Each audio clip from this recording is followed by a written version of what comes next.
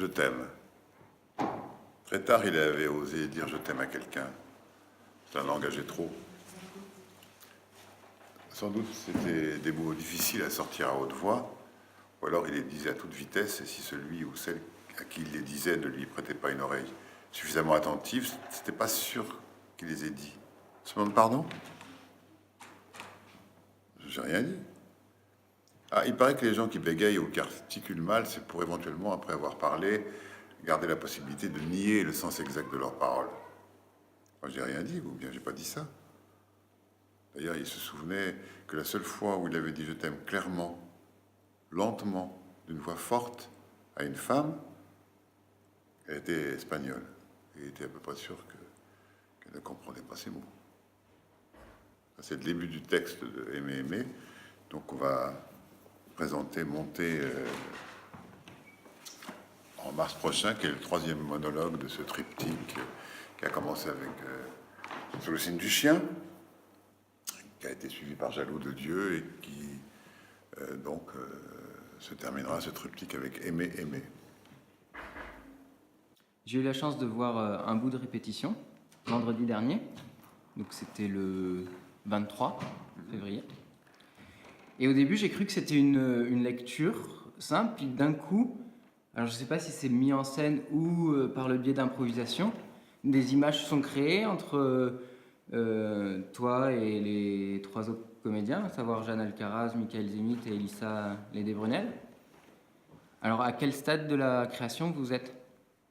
On est au tout début, parce que quand tu es passé, c'était, je crois que la deuxième répétition. Donc, on est au tout début, là, qui va nous mener jusqu'à la création fin mars. Ben, de toute façon, c'est un monologue, donc il n'y a pas de dialogue institué. Un monologue, en principe, c'est une matière sonore textuelle qui est faite pour être dit par une seule personne. On va fonctionner à 4, donc on est dans une autre dimension que de faire un spectacle de théâtre.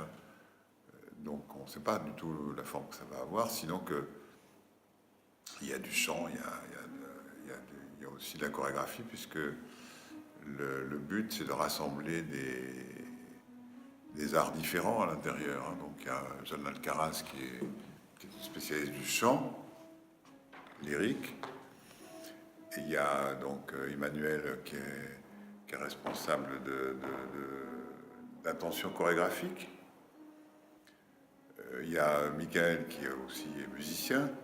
Donc le but c'est de confronter ces arts, y compris l'écriture. Je considère l'écriture, la musique, la danse comme des matières qui doivent s'interpénétrer et donner lieu à ce spectacle qui sera donc donné fin mars.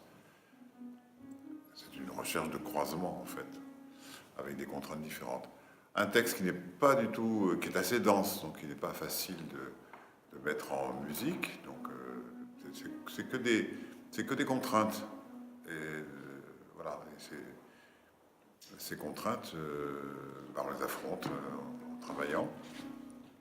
C'est vrai qu'on a déjà l'expérience de 2 spectacles, mais en même temps, celui-là, il va être encore différent, puisque d'abord, on est 4 au lieu d'être 3 et 2. Et puis, on est en workshop hein, par rapport à ça. Donc, on travaille pour savoir comment tous ces objets peuvent trouver une intersection intéressante. Tu dis souvent que le spectacle, il a une vie et que quand on voit un spectacle, on ne voit pas différentes phases des répétitions qui ont été peut-être abandonnées, mais elles sont là derrière. Et moi, quand j'ai vu la répétition, j'avais cette sensation par rapport aux 2 autres spectacles précédents, notamment dans les qualités de regard ou dans certaines propositions, il y avait des échos. Est-ce que vous le ressentez dans les phases d'approche? Travailler avec la même équipe, même si chaque fois il y a une personne supplémentaire, c'est déjà une histoire commune qui fait que tu parlais d'inconscient d'un spectacle. C'est vrai que pour moi, un spectacle, c'est comme une personne. il a une conscience et un inconscient, et que moi, ce que j'aime dans les spectacles, c'est de deviner à travers ce que je vois, ce que je vois pas. C'est-à-dire peut-être la genèse du spectacle, par où ils sont passés. Je pense que par exemple les scènes qu'on a travaillées en répétition et qu'on abandonne, elles sont là en creux.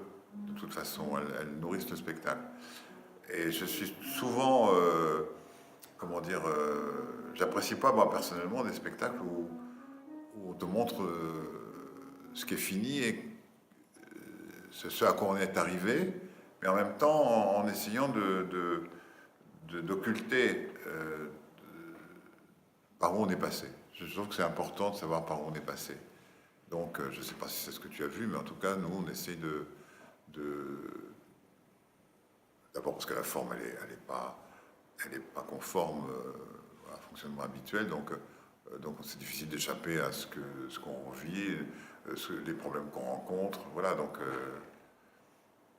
je peux en parler que comme une envie plus que comme un résultat. Mais tu as raison. Je pense que l'expérience qu'on a en commun nourrit ce spectacle-là, le troisième. Les deux autres sont en présence dans le troisième, mais c'est différent. J'essaie chaque fois, même si le mode d'écriture est le même, mais les deux, je rappelle que l'écriture du premier et du deuxième, c'est en association complètement libre, c'est-à-dire qu'il n'y a pas un discours cohérent. Il est logique dans la mesure où il a la logique de l'association d'idées, qui est toujours une logique, c'est toujours un fil quand on associe des idées. Mais là, cette fois-ci, il y a un enclos thématique. Moi, j'appelle ça un enclos thématique. L'enclos, c'est un côté un peu péjoratif, mais le fait qu'il y a cette grande mobilisation autour de Quel amour dans le cadre de Marseille 2018 m'a donné envie, moi aussi, de m'essayer à une thématique. Donc d'avoir le même fonctionnement libre à l'intérieur de cet enclos thématique.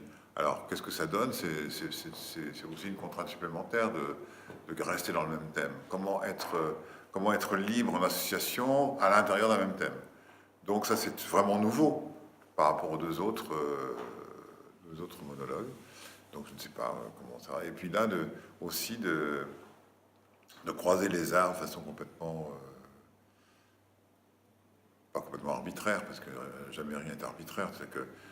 C'est comme les villes, des maisons, une maison l'un à côté de l'autre, même si elles n'ont pas été pensées pour être l'une à côté de l'autre, finissent par être l'une à côté de l'autre. Ça fait la beauté des villes provençales ou des villages provençaux, c'est qu'en fait, il n'y a pas eu un architecte qui a organisé le tout, mais le tout est harmonieux. Le tout est harmonieux pour des raisons subtiles, matériaux, façon de faire, que chaque humain essaie de construire son truc à côté, machin, etc. Et ça donne une étonnante harmonie qui m'intéresse. Et cette harmonie, elle est souterraine, c'est-à-dire qu'elle n'a pas été pensée. D'ailleurs, souvent, on a vu des villes nouvelles, enfin moi j'ai vu des villes nouvelles dans la banlieue parisienne par exemple, qui étaient plutôt ratées parce qu'elle était pensée. Elle était pensée et on essayait de retrouver la même complexité qu'il y a dans des villages, dans des villes anciennes qui sont construites de façon plus anarchique. Mais en fait, l'idée domine, l'idée, je trouve, est froide. Donc je pense qu'il faut essayer de mettre des choses les unes à côté des autres, elles finissent par entrer en rapport. Et ce rapport, il devient évident. Donc je pense que d'abord, du côtoiement, on se côtoie, et puis tout d'un coup, on va ensemble. On se côtoie et on va ensemble. Alors ça va bien avec la thématique, puisqu'on parle beaucoup du couple, et beaucoup de l'amour entre les êtres, donc voilà. Eh bien, rendez-vous vendredi 23 mars. Oui, mais je pense que pour la première. On peut faire encore des points d'étape. Oui. Parce que là, on est au tout début et on ne sait pas trop. La seule chose qu'on sait, c'est qu'il y a un texte, il est établi, il y a des collaborateurs, il y a une distribution. D'ailleurs, c'est déjà une mise en scène que de choisir des gens. Et puis après, maintenant, il faut que les choses se construisent.